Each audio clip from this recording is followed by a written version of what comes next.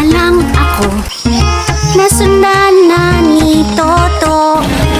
Grade 2, 8 taon pa lang, 4 na bata ang inaalagaan.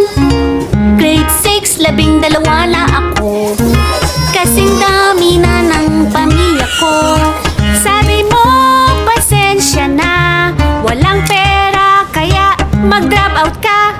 Ina ko, sabi mo kami mahal nyo, ari ko pati kayo nagplano.